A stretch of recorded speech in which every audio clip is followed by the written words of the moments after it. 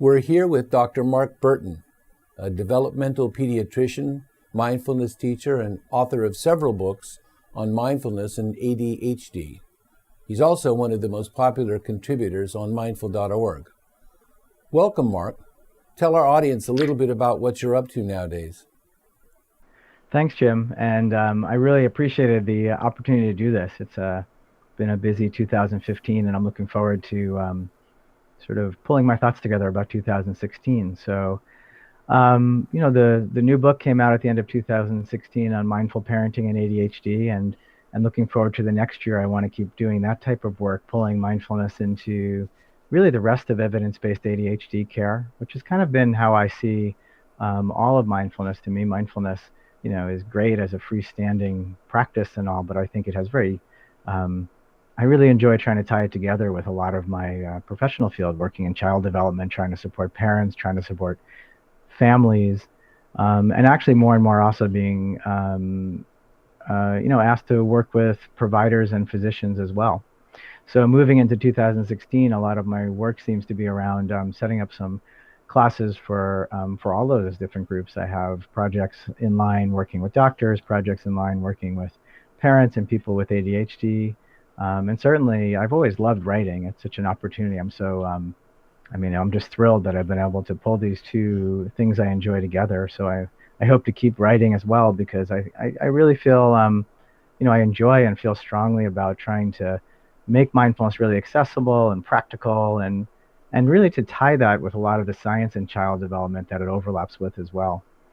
So I guess to say, moving into 2016, what my work's going to be like, I hope to be able to, continue to bring all that together with a little bit of the writing, some of the classes and online programs, and hopefully, really trying to pull all that together in a way that people find useful to support families, parents, teachers, healthcare providers, whoever's interested in, supporting themselves in ways that'll end up supporting the people and the children they're working with.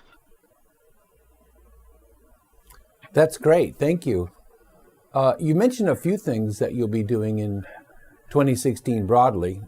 Can you give us a little bit more detail about either some of the writing or some of the courses that you'll be focusing on? And in doing that, give us an idea of some of the critical issues emerging in 2016 in your work in mindfulness that you'd like our audience to hear about. Sure, thank you. That would be great. So more specifically, I think the writing I'm doing has been hosted a lot by Mindful, which I'm grateful, appreciative for. And I'll continue to be writing my blog and trying to sort of, again, support issues around the field of child development as a whole, and then bringing mindfulness into that and looking at how mindfulness can support that.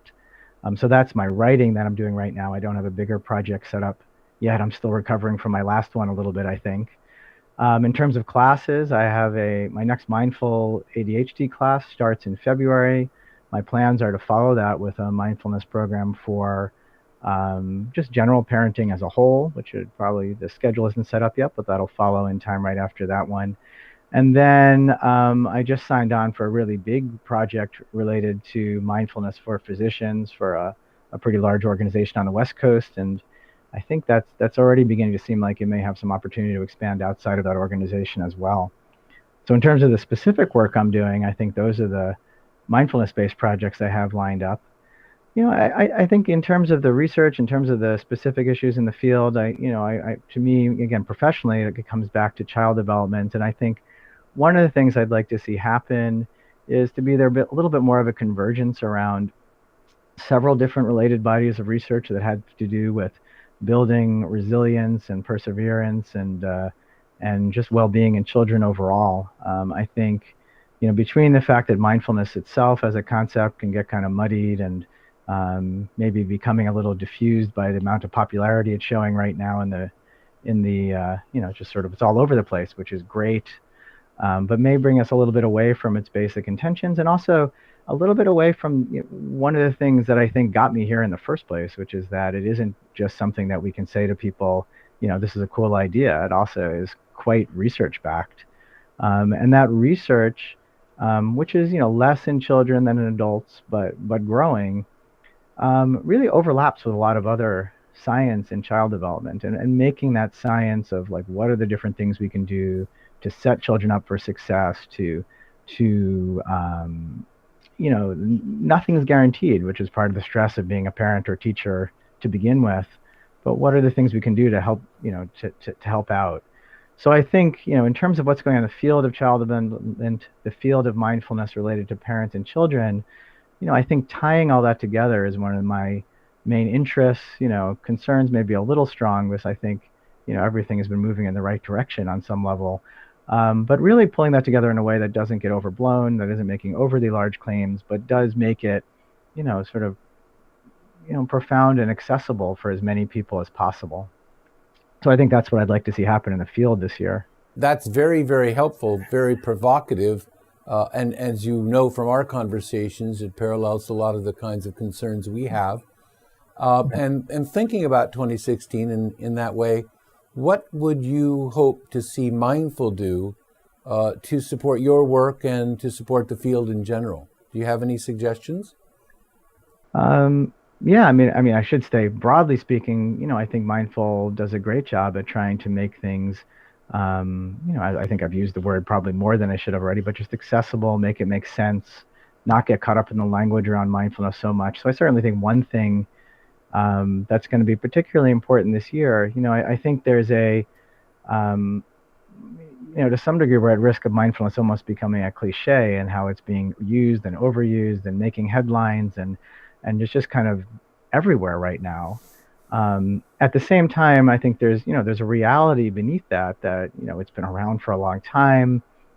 For those people who are, really, like some people, I think the hook for mindfulness is the science. So we know the research just keeps growing. And I think what Mindful, hopefully can help do in 2016, both specific to my field, making it useful for parents and children, but also for, the whole concept of mindfulness in the big picture, is to help cut through all that, to not get caught up in the language, not get caught up in the hype, but, bring it back to reality, which is kind of the point of practicing mindfulness to begin with in some way. And, to help people find that solid base, that the reason it's been around so long. And to, I think that is what's going to sustain, the concept of mindfulness, so to speak, or just sustain the practice and let it grow in a more sustainable way over time, is coming back to those, just the basic foundation of it all. And I think maybe that's what would be useful to focus on in 2016. Thank you, Mark.